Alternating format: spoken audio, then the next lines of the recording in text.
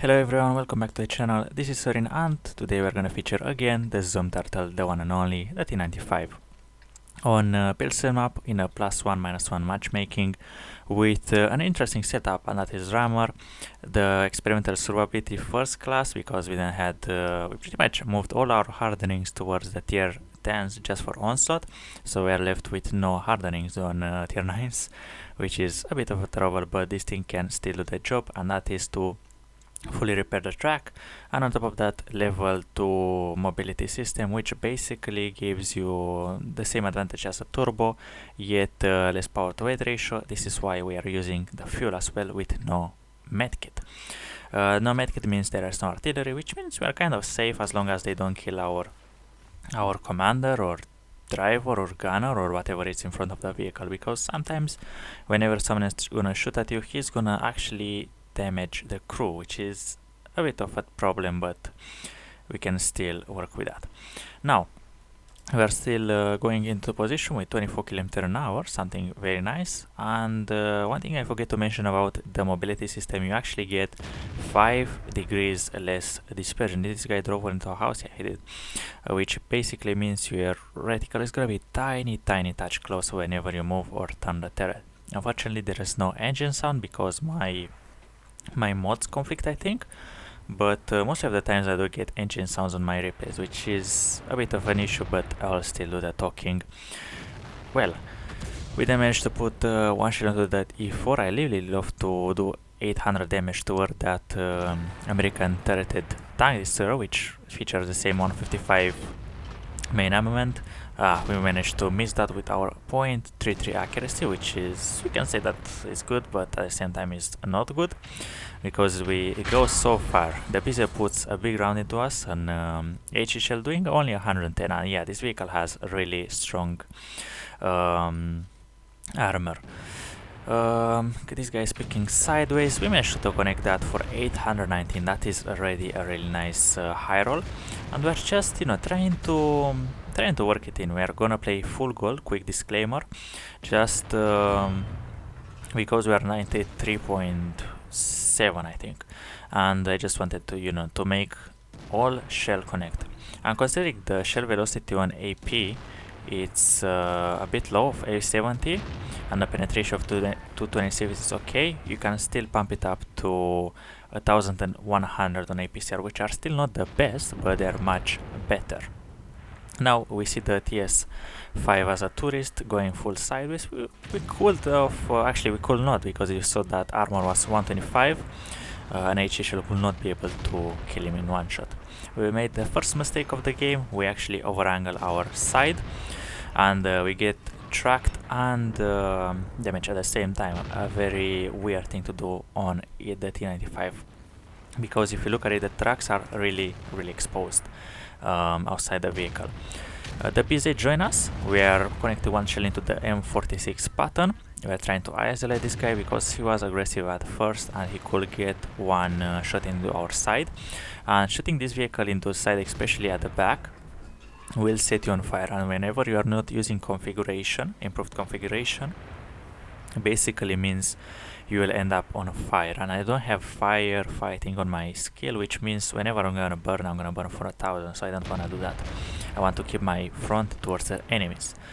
Now there is a big fight. The guys are pushing the valley or whatever that is, and why did you saw that? We are not able to penetrate with 326 the turret of a lower tier heavy tank. Yeah, the BZ has really sturdy armor, and the 1-to-1 just you don't even need to aim at this vehicle whenever you have 350 hit pen. 1-to-1 B is actually gonna go away from this, which is really nice. The pattern gets punished for his aggressive playstyle, and now it's a 1 versus 1 versus this, but we don't still need to be careful. 1 HE pen can be enough. You can penetrate actually the cupolas, which are 220, and we actually managed to bounce an HE shell. And can you believe HE shell that are bouncing? We managed to put a fire, and come on, can you pick up the kill on this pesky tier 8 premium? Of course, we do putting our damage total over 4,000 and collecting our first kill. But there are 5 enemies in front of us. They are pushing that BZ-58. There is still a nice tree to help us, and we're pretty much alone. Yet we are winning the other flank, and the Manticore, the STRV, and the Scorpion with the Grill, which I don't know what he's doing at A6, are winning the other side by the looks of it. Now Ice 3 is getting punished for that. We are trying to use this rubble over here to try to survive, like to put 2 more shells in. Come on, that's an easy... come on, the first bad shell of the day. Goes straight in our alley. It could actually be an upper plate pen on that 1-to-1, but it wasn't to be. Now M103 is actually stopping sideways, and I really like that. We managed to hit him for 630, that's a low roll, but I'll take that. Now, bigger issue, we get an STA1 into our rear, and that is gonna be the big issue of the day. With that guy over there, we cannot really do anything, and our game is it's screwed. Whenever you get a vehicle into your rear, you are pretty much down for the T95, because you cannot do anything. But luckily the Leopard from the other side of the map is managing to pick up the kill, and we are left to defend this position over here. We bounced the E4, which is very nice. Yet I don't want to shoot at the E4 because I'm gonna take chances whether I'm gonna penetrate and hit, but I really want to connect onto something much closer that I actually can hit. As you can see, we managed to connect an 860 on onto his upper plate, putting our damage total above 5k, which is really nice if you ask me. Now I actually don't know what this guy is doing. Probably he's a bot or something. I really need to check his account after. But MXM4 has the lowest reload. We must bait this guy into shooting. There we go. Now we need to turn around for this. Don't. Luckily we managed to connect the shell. He didn't connect the shell. And our great turning speed, with probably because of the fuel is actually the thing that saved us. We managed to stay alive in the game. We managed to bounce that shell, and we connect the APCR right into the upper plate for another 600. Whew, this was a defend, and we managed to pick up 7,000 damage just like that. Really tight game. And luckily we don't manage to catch the E4 running away. That could actually been quite decent if you ask me, to pick another like 750 over here, but I don't want to be aggressive, especially with 217 hit points. I was thinking I could connect one over there, but apparently he went the other way, the safe way. And the other 1-to-1B on the enemy team, it's very healthy as well. He can still have a blast of a game. Now I just realized that our STB has 3 mark of excellence, so this explains why he's still full hit points and he managed to win the other flank in platoon with a Manticore. But of course, if you look at this enemy, at this team, we are actually three blues and 1 unicum versus pretty much only 1 blue and anonymized guys. So obviously we just had a better team setup, and obviously an aggressive STRB with a really good spotter. The platoon one did an absolutely great job on the other flank, winning it. Now we are just trying to get tiny touch closer to maximize our investment in this game, our dedication. The 1-to-1B is picking sideways. Luckily this tank is very slow and really has nice dispersion whenever you go straight ahead, and we managed to out-react to that guy, picking out 4th kill of the game. And come on, 2 seconds, 1 second, let's aim it. We are cool down, and there we go, 5th kill with just over 7,900 damage. Sadly, we needed only one more kill and 24 damage to get the honors on the TD15 for object 260, but maybe it's another day for its bigger brother, day 4, because I'm gonna switch to I'm gonna switch to the E3 after we manage to 3 mark this, get an ace. We've been hand of God, pretty much. We've been blessed by the RNG God, bruiser, a duelist, a fighter, fire for effort, a shell proof because we managed to block twice as many, twice as much damage than our hit points, and a steel wall for blocking, by the looks of it, 5, 8, 10, 13 shells. Very nice performance by the T95 armor, which is very trollish, yet is very buttery if you have full gold. But other than that, we managed to pick up a nice 7, actually 8.5k combined, because we managed to get some spotting at the end. Very nice. Yesterday we had a really great game. Who else had a great game? The Manticore, with doing over 4,000 spotting on a city map. That is actually very nice.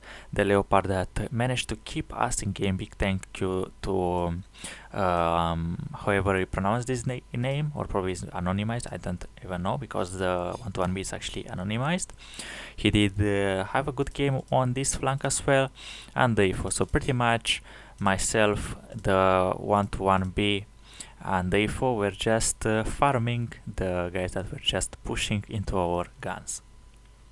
And what can I say? The object 257, he fired 10 shots, he hit 7, but he managed to penetrate only 1. That's I don't know what to say. I have to check his statistics after. Probably he's a bot. I'm not really sure if he's a bot. I need to double check that after the video.